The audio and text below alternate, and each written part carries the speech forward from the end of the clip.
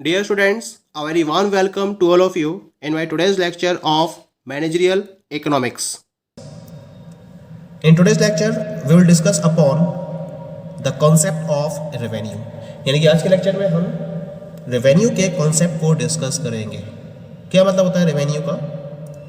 Generally जब हम revenue की बात करते हैं तो रेवेन्यू का मतलब होता है वो टोटल रिसीप्ट जो एक प्रोडक्ट को या नंबर ऑफ प्रोडक्ट्स को सेल करने के बाद किसी भी पर्टिकुलर पर्सन्स के द्वारा रिसीव की जाती है, चाहे वो मार्केटर है या फिर वो प्रोड्यूसर है।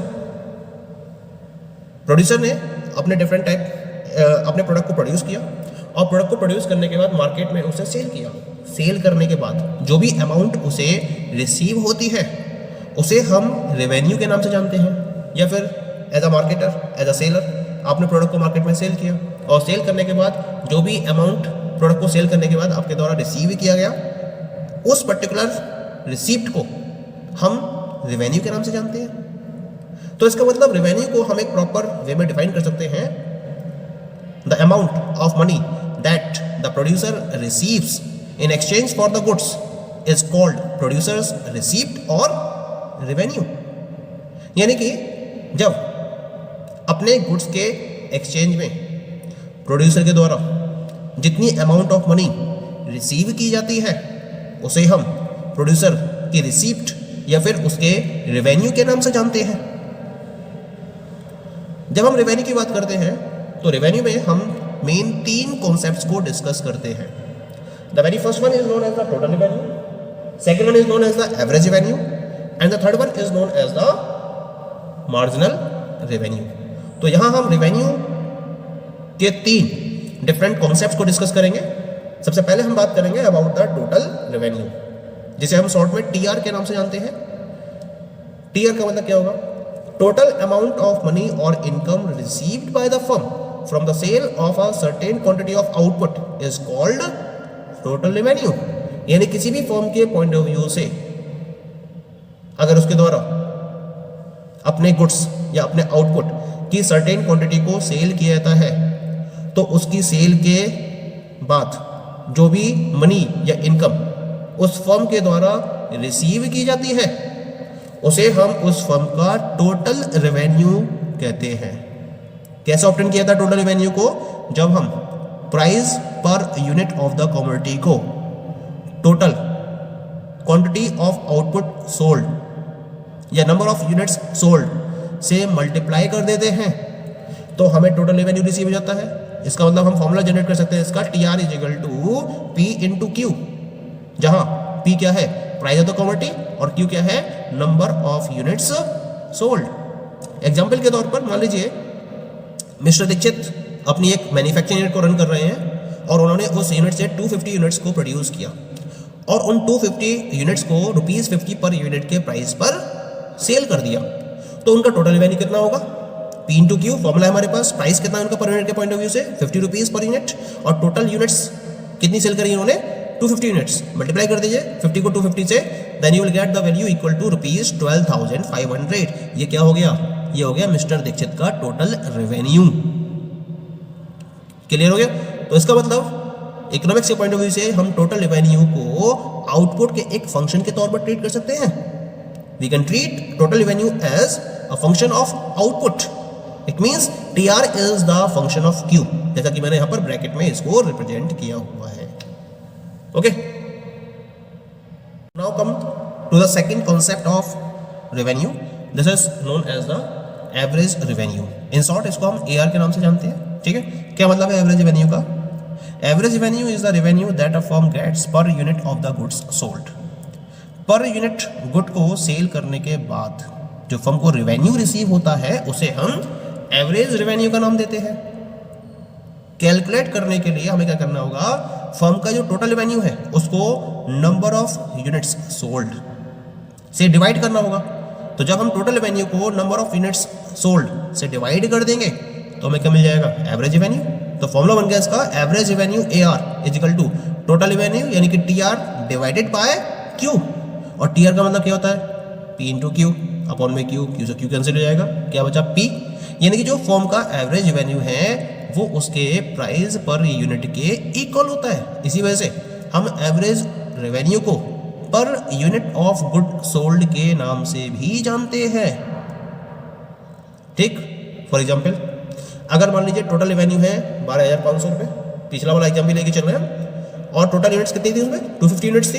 अगर मुझे इसका एवरेज रेवेन्यू निकालना है तो कितना होगा, T R upon Q, formula लगेगा इसका, टी आर का मतलब 12,500 and it is divide by 250 से डिवाइड कर दीजिए, कितना क्या ₹50, ये किसके बराबर है, प्राइस पर यूनिट के बराबर हो गया। इसका मतलब जो एवरेज रेवेन्यू है वो किसी भी पर्टिकुलर गुड के प्राइस पर यूनिट के इक्वल होता है हमेशा।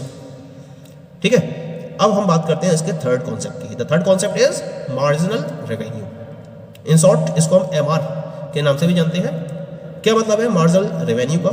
It is the addition to the total revenue by selling one additional unit of the good, that is the revenue which would be earned by selling an additional unit of the good. यानी कि जब firm अपने द्वारा produce किए गए good या जिस good में वो डील कर रही है उसकी जब एक एडिशनल यूनिट को सेल करती है, एक एक्स्ट्रा यूनिट को, सिंगल यूनिट को सेल करती है, तो उसकी वजह से टोटल रेवेन्यू में जो चेंज आया, उस टोटल रेवेन्यू के चेंज को हम मार्जिनल रेवेन्यू का नाम देते हैं।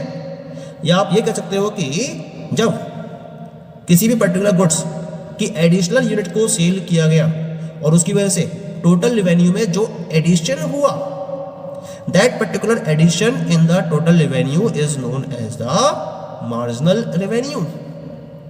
तो कैसे कैलकुलेट करेंगे इसको? इसको कैलकुलेट करने के लिए हम n यूनिट्स के टोटल रेवेन्यू में से n-1 यूनिट्स के टोटल रेवेन्यू को सब्ट्रैक्ट करेंगे, और सब्ट्रैक्ट करने के बाद जो वैल्यू बचेगी उसको हम उस nth यूनिट का मार्जिनल रेवेन्यू कहेंगे। ये मैथमेटिकल वे हो गया मार्जिनल रेवेन्यू को कैलकुलेट करने का। इसका मतलब जो फॉर्मूला बनेगा इसका, M R of nth unit is equal to T R of nth unit minus T R of n-1th unit. इसको हम एक एग्जांपल के बेसिस पर और अच्छी तरीके से समझ सकते हैं। मान लीजिए कि 25 यूनिट्स किसी फर्म के द्वारा प्रोड्यूस की गई और 25 यूनिट तक उसका जो टोटल रेवेन्यू था वो था ₹520। ठीक है, अच्छा इससे पहले फर्म ने जो 24 यूनिट्स प्रोड्यूस करी थी उसका टोटल रेवेन्यू था ₹510। तो जब फर्म ने 24 यूनिट से बढ़ाकर अपना रेवेन्यू 25 यूनिट्स तक कर लिया, तो मार्जिनल रेवेन्यू कितना रहा 25 यूनिट का, वो हमें कैलकुलेट करना है। तो फॉर्मूला क्या लगेगा यहाँ पर, M R of 25th unit is equal to total revenue of 25th unit, जो किसके बराबर है 520 के बराबर, और टोटल रेवेन्यू ऑफ 25 माइनस में लेंगे 24th यूनिट, वो किसके बराबर है ₹510 के बराबर। तो 520 में से मैंने 510 को यहाँ पर सब्ट्रैक्ट कर दिया, कितना आ गया हमारा अमाउंट ₹10। तो ये इस 25th यूनिट के मार्जिनल रेवेन्यू को रिप्रेजेंट करता है। यानी कि जब हम इस 25th यूनिट को सेल करते हैं तो उसकी वजह से ₹10 का रेवेन्यू ऐड हुआ, जो इसके इंडिविजुअल कंट्रीब्यूशन को रिप्रेजेंट कर रहा है। ये इस 25th यूनिट के रेवेन्यू को रिप्रेजेंट कर रहा है, जिसे हम मार्जिनल रेवेन्यू का नाम देते हैं। Marginal revenue is also defined as the change in total revenue associated with a change in quantity sold। ये इसकी सेकेंड डेफिनेशन हो गई। यानी कि अगर एक से ज़्यादा का चेंज हो जाता है यूनिट्स सोल्ड में, तो उस केस में मार्जिनल रेवेन्यू को अलग तरीके से डिफाइन किया जाता है, उसे अलग तरीके से कैलकुलेट किया जाता है। उस केस में हमें क्या करना होता है, चेंज इन टोटल रेवेन्यू को चेंज इन क्वांटिटी सोल्ड से डिवाइड करना होता है, और उसके बेसिस पर हमें मार्जिनल रेवेन्यू की वैल्यू मिल जाती है। It means that marginal revenue is equal to delta T R upon delta Q, where delta T R is equal to change in total revenue and delta Q is equal to change in quantity sold. That is clear? ठीक, अब हम बात करते हैं about the next topic, relationship among T R, M R and A R under perfect competition. यानी कि perfect competition में T R, A R और एम आर में क्या रिलेशनशिप रहता है, हम इस रिलेशनशिप को स्टडी करेंगे। परफेक्ट कंपटीशन की अगर बात करें तो परफेक्ट कंपटीशन के अंदर दो कंडीशंस होती हैं मेन। एक तो जितनी भी large number of firms available होती हैं परफेक्ट कंपटीशन में, और जितनी भी फर्म्स होती हैं they all are selling only homogeneous product. और क्योंकि होमोजेनियस प्रोडक्ट को सेल कर रही होती हैं, तो इसकी वजह से कोई भी एक पर्टिकुलर फर्म प्रोडक्ट के प्राइस को डिसाइड कर पाने में कैपेबल नहीं होती है। लार्ज नंबर ऑफ फर्म्स भी होती हैं और होमोजेनियस प्रोडक्ट भी होता है। तो कोई भी एक फर्म अपने बेसिस पर प्रोडक्ट के प्राइस को डिसाइड नहीं कर सकती, बल्कि जो प्रोडक्ट का प्राइस है वो मार्केट मैकेनिज्म के बेसिस पर डिटरमाइन किया जाता है। और मार्केट मैकेनिज्म में दो फोर्सेस होती है, एक तो डिमांड फोर्सेस और दूसरे होते हैं सप्लाई फोर्सेस। और इन डिमांड फोर्सेस और सप्लाई फोर्सेस एक दूसरे को जिस पॉइंट पर इंटरसेक्ट करते हैं वो कहलाता है इक्विलिब्रियम प्राइस, इक्विलिब्रियम पॉइंट। और इसके करस्पॉन्डिंग जो प्राइस डिटरमाइन होता है उसे कहते हैं इक्विलिब्रियम प्राइस। और इस प्राइस पर जितनी भी फर्म्स हैं वो अपने प्रोडक्ट को सेल कर रही होती हैं। कोई भी फर्म इस प्राइस से ना तो ज़्यादा और ना ही कम पर अपने प्रोडक्ट को सेल कर सकती है। ठीक है, यानी कि जब हम परफेक्ट कंपटीशन की बात करेंगे तो इसमें एवरेज रेवेन्यू जो प्राइस को इंडिकेट करता है वो सेम रहेगा, और जो मार्जिनल रेवेन्यू है वो भी एवरेज रेवेन्यू के बराबर होगा, और दोनों एक दूसरे के आइडेंटिकल होते हैं और ये कांस्टेंट रहते हैं। जबकि जो टोटल रेवेन्यू है वो इंक्रीज होता चला जाता है जैसे जैसे आउटपुट पे इंक्रीमेंट होता है। और टीआर में ये जो इंक्रीमेंट होता है वो एक कांस्टेंट रेट से होता है। क्योंकि मार्जिनल रेवेन्यू कांस्टेंट है, और मार्जिनल रेवेन्यू के कांस्टेंट होने की वजह से टीआर इंक्रीज तो होता है लेकिन कांस्टेंट रेट के साथ में। पॉइंट क्लियर हो गया? तो इस तरीके से हम एआर, एमआर और टीआर के बीच में रिलेशनशिप को एक शेड्यूल और डायग्राम के हेल्प से प्रॉपर्ली रिप्रेजेंट कर सकते हैं under perfect competition. In this table, I have drawn a schedule representing the relation among TR, AR and MR। यहाँ मैंने आउटपुट को रिप्रेजेंट किया है, प्राइस P से रिप्रेजेंट किया है, फिर TR को कैलकुलेट करा है मैंने P इंटू Q के फॉर्मूले से, AR को कैलकुलेट करा है TR अपॉन Q के फॉर्मूले से, और मार्जिनल रेवेन्यू को को कैलकुलेट किया है MRN is equal to TRN minus TRN minus 1 के फॉर्मूले से। कैसे किया है इसको हम स्टडी कर लेते हैं एक बार। आउटपुट लगातार इंक्रीज हो रहा है फर्म का 1 2 3 4 5 6 7 8 9 10 तक। जो प्राइस है वो कांस्टेंट रहता है क्योंकि ये मार्केट मैकेनिज्म के बेसिस पर डिसाइड किया जाता है, और फर्म इसी पर्टिकुलर प्राइस पर अपने प्रोडक्ट को सेल करती है। प्रोडक्ट के प्राइस में कोई भी चेंज नहीं होता है।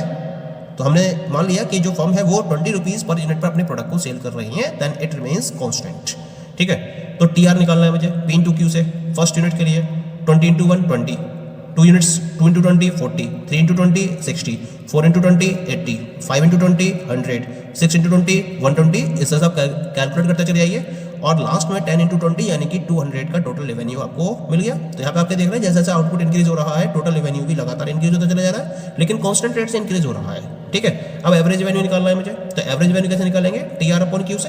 TR upon Q 20 upon 1 20, 40 upon 2 20, 60 upon 3 20, 80 upon 4 20, 100 upon 5 20, और लास्ट तक हमने कैलकुलेट करा इसको 200 अपॉन 10 यानी कि ये भी 20 ही आया। तो एवरेज रेवेन्यू किसके बराबर हो गया? It is equal to price. ये हमने डिस्कस भी किया था इसके डेफिनेशन में कि जो एवरेज रेवेन्यू है वो प्राइस पर यूनिट को रिप्रेजेंट करता है, पर यूनिट ऑफ क्वांटिटी, पर यूनिट ऑफ रेवेन्यू रिसीप्ट को हम एवरेज रेवेन्यू का नाम देते हैं। तो इसका मतलब जो एवरेज रेवेन्यू है वो प्राइस पर यूनिट को रिप्रेजेंट करता है, जैसा कि हमें टेबल से दिखाई भी दे रहा है। ठीक है, अब हमें निकालना है मार्जिनल रेवेन्यू। तो मार्जिनल रेवेन्यू कैलकुलेट करने के लिए हमें क्या करना पड़ेगा? nth यूनिट के टोटल रेवेन्यू में से n माइनस 1th यूनिट के टोटल रेवेन्यू को माइनस करना पड़ेगा। फर्स्ट यूनिट के लिए तो वही रहेगा। ठीक है, सेकंड यूनिट के लिए टोटल रेवेन्यू कितना है? फर्स्ट का 20 और सेकंड यूनिट का टोटल रेवेन्यू 40, 40 माइनस 20 20 आ गया। ये सेकंड यूनिट का मार्जिनल रेवेन्यू हो गया। इसी तरीके से थर्ड यूनिट के मार्जिनल रेवेन्यू को कैलकुलेट करने के लिए 60 माइनस 40 करना पड़ेगा मुझे, ये भी 20 आएगा। फोर्थ यूनिट के एमआर के लिए 80 माइनस 60 20 करना पड़ेगा। उसके बाद 100 माइनस 80 फिर 20 आ जाएगा। 120 minus 100 20, 140 minus 120 20, 160 minus 140 20, 180 minus 160 20, 200 minus 180 again 20। तो इस तरह से मार्जिनल रेवेन्यू भी मुझे हर यूनिट के लिए सेम मिल रहा है। ये किसके बराबर है? It is equal to AR, average revenue. तो इसका मतलब परफेक्ट कॉम्पिटिशन में प्राइस, एवरेज रेवेन्यू और मार्जिनल रेवेन्यू तीनों क्या होते हैं? आइडेंटिकल होते हैं, सेम होते हैं, ओवरलैप करते हैं एक दूसरे के ऊपर। तीनों की वैल्यू इक्वल होती है। जबकि टोटल रेवेन्यू क्या होता है? लगातार इंक्रीज होता चला जाता है, वो भी कांस्टेंट रेट से, क्योंकि MR throughout the situation constant ही रहता है अंडर परफेक्ट कॉम्पिटिशन। इसको हम एक डायग्राम की हेल्प से प्रॉपर्ली रिप्रेजेंट कर सकते हैं, जैसा कि आप इस डायग्राम में देख रहे हैं। मैंने इस डायग्राम में एक्स एक्सिस पर आउटपुट को रिप्रेजेंट किया है और वाई एक्सिस पर मैंने एवरेज रेवेन्यू, मार्जिनल रेवेन्यू और टोटल रेवेन्यू को रिप्रेजेंट किया है। 1 2 3 4 5 6 7 8 ये आउटपुट हो गया मेरा यहाँ पर। ठीक है, ऐसे ही 20 40 60 80 20 के स्केल पर मैंने वाई को मेजर किया है। अब पहला पॉइंट मेरे पास आया 20 है, तो 20 के पैरेलल मैंने एक लाइन ड्रॉ कर दी। ये क्या शो कर रहा है कि whether output is 2 units, 3 units, 4 units, 5 units, 6 units, 7 units और 8 units, average revenue always remains same, that is equal to ₹20 per unit. AR भी इतना ही है और MR भी इतना ही है। तो इसका मतलब ये जो 20 के करस्पॉन्डिंग ये मैंने लाइन ड्रॉ करी है parallel to X axis, it represents the average revenue और marginal revenue under perfect competition which is parallel to X axis. Clear? अब TR रिप्रेजेंट करना है मुझे, तो 1 पर तो 20 है, 2 पर कितना है 40, 3 पर 60, 4 पर 80, 5 पर 100, 6 पर 120, 7 पर 140, 8 पर 160। इस तरह से मैंने यहाँ तक रिप्रेजेंट कर दिया इसको। अब मैंने क्या करा, इन पॉइंट्स को मैच करते हुए एक लाइन ड्रॉ करी। ये किसको रिप्रेजेंट करेगी? It will represent total revenue. क्या देख रहे हो यहाँ पर, ये टोटल रेवेन्यू क्या है? स्ट्रेट लाइन है। क्यों? क्योंकि इसमें कांस्टेंट रेट से इंक्रीमेंट हो रहा है। जब कांस्टेंट रेट से इंक्रीमेंट होता है तो ये हमेशा एक स्ट्रेट लाइन है, स्ट्रेट लाइन होती है। और इसका कर्व कैसा है? अपवर्ड है, क्योंकि जैसे जैसे आप आउटपुट इंक्रीज करते चले जा रहे हो टोटल रेवेन्यू भी लगातार इंक्रीज हो रहा है, वो भी कांस्टेंट रेट से। इसी वजह से ये एक स्ट्रेट लाइन है और अपवर्ड डायरेक्शन में मूव करती है। तो इस तरीके से हम परफेक्ट कॉम्पिटिशन में TR, AR और MR कर्व को प्रॉपर्ली रिप्रेजेंट कर सकते हैं। Thank you.